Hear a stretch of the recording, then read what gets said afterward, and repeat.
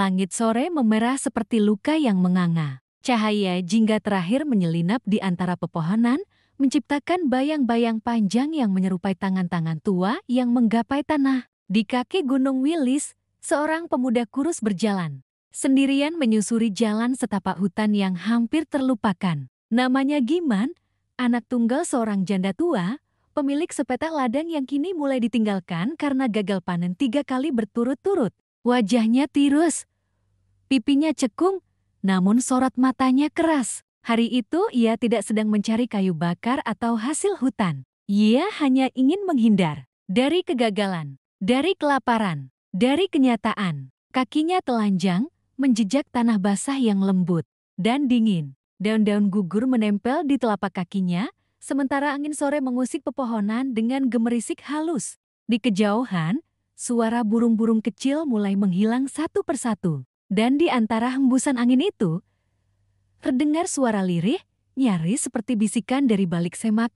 Carilah yang hitam, yang menyedot cahaya. Langkah Giman terhenti. Jantungnya berdetak lebih cepat, seperti baru saja dikejutkan dari tidur panjang. Ia menoleh ke kiri dan kanan, tapi tak ada siapa-siapa. Hanya pohon-pohon tua dan semak berduri. Tapi suara itu terasa nyata. Tidak seperti mimpi, tidak seperti ilusi. Rasa penasaran menuntunnya lebih dalam. Semakin jauh ia melangkah, semakin sunyi hutan di sekitarnya. Suara alam menghilang perlahan. Bahkan langkahnya sendiri terdengar teredam, seperti berjalan di atas kabut. Hingga matanya tertumbuk pada sebatang pohon bambu. Bukan sembarang bambu. Di tengah rumpun bambu hijau yang umum, ada satu batang yang berbeda, hitam legam dari pangkal hingga ujung, mengilap seperti batu arang disiram hujan. Bambu itu tampak menyerap cahaya. Senja membuat sekelilingnya tampak lebih gelap daripada yang seharusnya.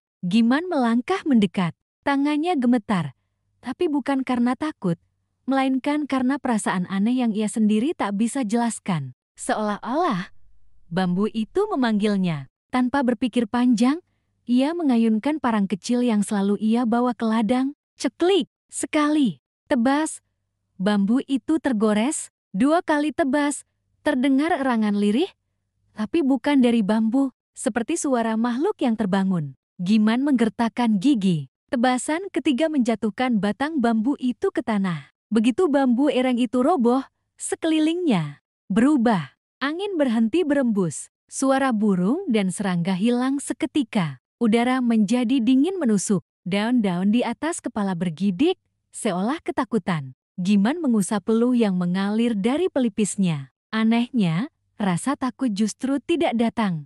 Yang ia rasakan hanyalah keyakinan bahwa ini adalah awal dari sesuatu yang besar. Sesuatu yang akan mengubah hidupnya. Ia memikul bambu itu di pundaknya. Beratnya melebihi bambu biasa, namun ia terus melangkah pulang, membelah sunyi hutan dengan tubuh ringkihnya. Tak ia sadari bahwa di atas dahan bambu, seekor burung hantu putih memandang kepergiannya tanpa berkedip. Matanya menyorot tajam, seolah melihat lebih dalam ke dalam jiwa Giman daripada Giman sendiri. Langkah demi langkah, pemuda itu menjauh, tanpa tahu bahwa ia baru saja membuka pintu menuju dunia yang tak kasat mata. Dunia yang menuntut bayaran lebih dari sekadar keinginan. Bambu hitam itu kini teronggok diam di sudut rumah, disandarkan pada tiang tengah yang menopang atap. Giman tak berani membakarnya, apalagi membuangnya. Ia hanya menyelimutinya dengan kain goni tua, berharap benda itu tetap diam dan tidak berulah. Namun, sejak hari pertama bambu itu tinggal di rumahnya, keajaiban aneh mulai terjadi. Ayam-ayam kurus yang semula jarang bertelur kini berebut tempat di kandang, menghasilkan telur-telur besar dan sehat. Ladang kering yang selama ini gagal panen tiba-tiba ditumbuhi padi hijau menguning dalam tempo yang mustahil. Bahkan tanaman cabai dan tomat yang ditanam sembarangan di pekarangan, tumbuh segar dan lebat tanpa diberi pupuk. Kabar menyebar cepat. Orang-orang dari desa seberang mulai berdatangan, membeli sayuran dan telur dalam jumlah besar. Mereka menyebut Giman petani yang mendapat wahyu dari tanah. Dalam waktu 2 minggu, hidup Giman berubah drastis. Ia membeli sepeda motor bebek dari pasar kota. Ia memperluas sawah dengan membeli tanah Pak Promo yang dulunya tak laku-laku. Ia bahkan membeli cincin emas untuk ibunya, Mbok Sarni, cincin yang dulu hanya bisa mereka impikan saat lewat di depan toko perhiasan di Pasar Wage. Tetangga menyapanya dengan kekaguman. Giman saiki rejeki nederas tenan. Wong sing disenengi Dewa Bumi. Giman sekarang rezekinya deras sekali. Orang yang disintai Dewa Bumi. Namun di balik senyuman dan kekaguman itu, ada satu suara yang tidak pernah berhenti berbicara dalam hati Giman. Suara yang mengingatkannya bahwa semua ini dimulai dari bambu ireng itu. Dan ketika malam tiba, keberuntungan itu berubah menjadi bayangan yang menghantui. Giman mulai tidur tidak nyenyak. Setiap malam, ia terbangun oleh suara-suara aneh. Kadang suara cekikikan anak kecil dari arah dapur. Kadang bunyi ketukan di jendela, meskipun rumahnya dikelilingi kebun dan pagar bambu tinggi. Suatu malam, saat ia terbangun karena mimpi buruk, ia melihat bayangan hitam kecil berlari ke kolong meja makan. Tapi saat ia menyalakan lampu, tidak ada apa-apa. Ibunya, Mbok Sarni, juga mulai merasakan perubahan di rumah itu. Wajahnya tampak gelisah, dan matanya sering memandang sudut rumah tempat bambu ireng disandarkan. Sampai akhirnya, saat makan malam, ia membuka suara. "Giman, kamu tidak melakukan hal-hal aneh, kan?" Tanyanya dengan suara pelan namun tajam. Giman menelan ludah, lalu menjawab cepat. "Tidak, Mbok, hanya kerja keras saja." Namun, suaranya terdengar hampa, bahkan bagi dirinya sendiri. Mbok Sarni mengangguk pelan, tetapi tak berkata lagi. Dalam hatinya, ia tahu anak semata wayangnya menyembunyikan sesuatu, dan di matanya yang rentah, ia bisa merasakan hawa rumah ini tak lagi bersih. Seperti ada sesuatu yang ikut tinggal, sesuatu yang bukan manusia. Malam itu, saat angin menyusup, dari celah dinding bambu, Giman duduk sendirian di beranda. Ia memandangi sawahnya yang kini luas dan hijau. Di kejauhan, bulan separuh menggantung pucat, tapi di telinganya terdengar bisikan lama dari hutan. "Carilah yang hitam, yang menyedot cahaya." Dan seketika itu pula, seekor kucing hitam melintas cepat di pekarangan, disusul suara tangisan bayi yang lirih dari arah dapur. Giman memejamkan mata, menutup telinga dengan kedua tangan. Namun, dalam hatinya, ia tahu, semakin ia kaya, semakin dalam pula ia tenggelam dalam kegelapan yang tak terlihat. Fajar baru saja menyingsing ketika Giman menyadari sesuatu yang aneh. Dapur sepi, kamar belakang yang biasanya dihuni Juminten, adik sepupu yang masih belia, terbuka setengah. Biasanya, gadis itu sudah bangun lebih dulu untuk menimba air atau menyiapkan sarapan. Giman melangkah pelan ke dalam kamar. Tempat tidur masih rapi, kecuali bagian tengah yang terlihat berkerut dan lembab. Di atas sprei lusuh, terdapat ceceran tanah basah, bercampur dengan sehelai daun bambu berwarna hitam legam. "Juminten," panggil Giman pelan, berharap suara itu hanya tenggelam dalam kantuk pagi. Namun tidak ada jawaban. Hanya suara krek-krek pohon kelapa yang bergesek tertiup angin. Pagi itu berubah menjadi gegar. Warga berkumpul, membantu menyusuri kebun, sungai kecil, bahkan semak di pinggir sawah. Tapi tidak ada jejak, tidak sehelai kain, tidak ada jejak kaki, tidak pula suara. Juminten seperti ditelan bumi. Beberapa warga mulai berbisik-bisik. Ada yang menuding hewan buas, ada yang menyebut penculikan. Namun yang lebih banyak memilih diam, hanya memandang bambu ireng yang berdiri dingin di sudut rumah Giman, seolah memahami sesuatu yang tidak dikatakan. Hari berganti minggu. Kabar hilangnya Juminten meredup seperti asap dupa yang perlahan menghilang di antara doa. Tapi kesunyian itu segera digantikan oleh kesedihan yang lebih dalam. Mbok Sarni jatuh sakit. Awalnya hanya demam, tapi kemudian tubuhnya menjadi kering dan dingin, seperti terserap dari dalam. Tulangnya menonjol, matanya menggelap, kulitnya berubah pucat kehijauan. Ia hanya berbaring di dipan bambu, menghadap langit-langit rumah dengan mulut yang terus menggumam. Kadang ia menyebut nama-nama yang sudah lama meninggal, kakek Giman, ketua desa, bahkan nama yang belum pernah Giman dengar. Suatu malam, saat Giman duduk di sampingnya, Mbok Sarni mengangkat tangan lemah dan berbisik. "Giman, sudah waktunya mengembalikan bambu itu." Kembalikan. Giman tidak menjawab. Ia hanya menggenggam tangan ibunya yang dingin, lalu berdiri pelan dan pergi tanpa menoleh. Di luar, langit tampak bersih dan terang, tapi di dalam hatinya, badai sudah lama mengamuk. Ia memandang sawah yang kini mulai dipanen. Lumbungnya penuh, uangnya tersimpan rapi. Tapi setiap malam, ia tidur dengan jendela tertutup rapat dan lampu menyala.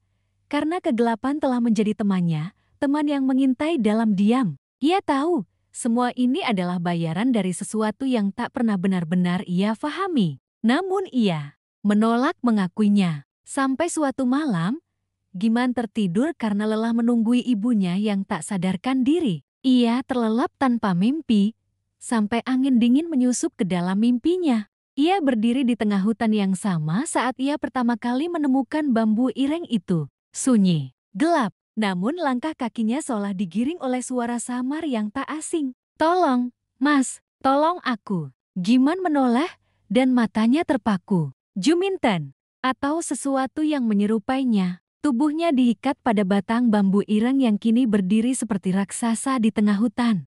Rambutnya berantakan, pakaiannya lusuh. Tapi yang membuat darah Giman membeku adalah wajah Juminten yang kosong, tidak ada mata, hanya dua lubang hitam menganga. Mulutnya masih bergerak, meskipun tak ada suara yang keluar lagi. Dan di belakangnya, bayangan-bayangan gelap merayap dari balik pohon, mendekat, menari, tertawa. Giman terbangun dengan jeritan tertahan, keringat dingin membasahi punggungnya. Di kejauhan, ayam jantan berkokok, menandai pagi telah datang. Tapi di dalam rumah itu, kegelapan belum pergi. Langit mendung menutup puncak Gunung Wilis ketika Giman menaiki lereng dengan langkah berat. Tak ada suara burung, tak ada gemerisik semak. Alam seolah menahan napas, menyadari bahwa seorang manusia datang bukan untuk mencari kayu atau menanam bibit, tapi untuk mencari kebenaran yang seharusnya disimpan dalam diam. Mbah Rekso tinggal di sebuah pondok tua berlumut, tersembunyi di antara pepohonan besar dan semak berduri. Ia adalah juru kunci hutan Wilis, dihormati sekaligus dijauhi karena ilmunya yang dianggap menyentuh dua alam. Ketika Giman mengetuk pintu, daun pintu terbuka sendiri, berderit pelan, memperlihatkan sosok tua berjubah abu-abu, berdiri membelakanginya. "Aku sudah tahu maksudmu, Nak," gumam Mbah Rekso tanpa menoleh. Giman menelan ludah, suaranya tercekat, tapi ia berusaha tegar. "Aku ingin mengerti. Soal bambu ireng itu." Mbah Rekso duduk di amben kayu yang menghitam oleh usia.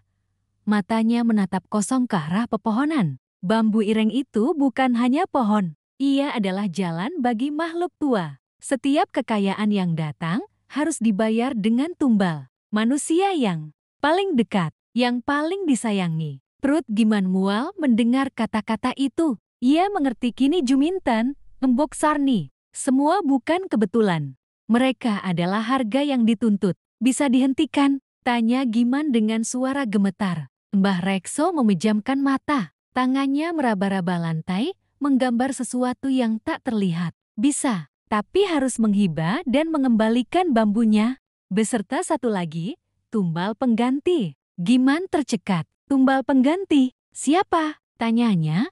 Meski dalam hati ia tahu jawabannya. Mbah Rekso tak menjawab.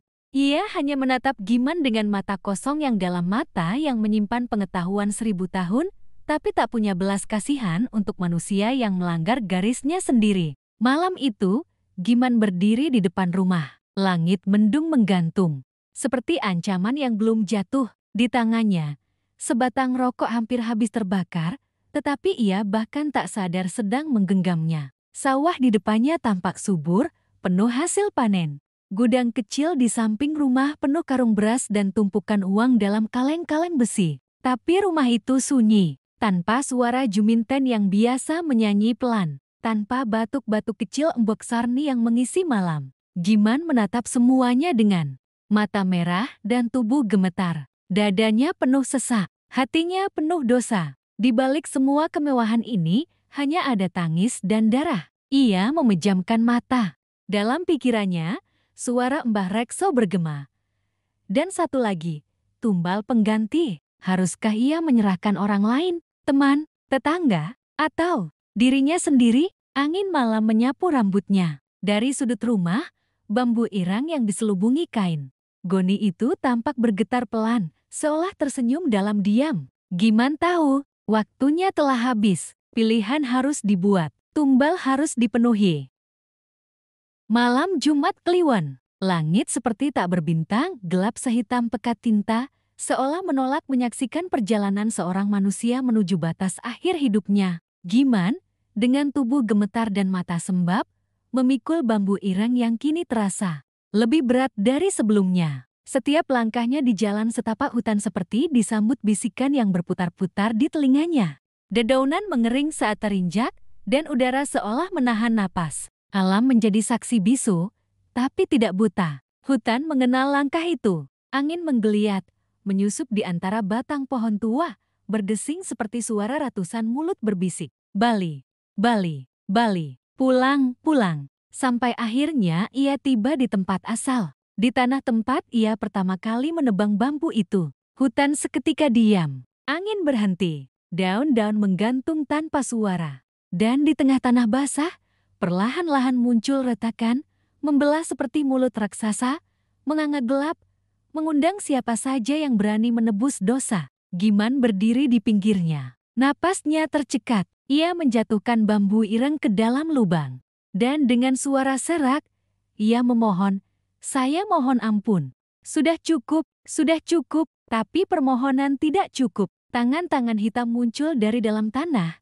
Keriput, panjang, licin seperti akar busuk, dan mencengkram kaki Giman. Ia berteriak, mencoba melepaskan diri, namun cengkraman itu dingin dan penuh dendam. Dari dalam lubang, terdengar suara-suara yang mengenalnya, tangis Jumintan, rintihan embok Sorni, suara tawa anak kecil, suara bisik perempuan tua, dan bisikan-bisikan yang tak pernah ia dengar tapi entah kenapa terasa akrab. Dan kemudian, dari dalam kegelapan, suara itu menuntut, "Tumbal, tumbal, siapa tumbalmu?" Giman bergetar, pandangannya kabur oleh air mata. Ia tahu tak ada yang bisa ia berikan, kecuali dirinya sendiri.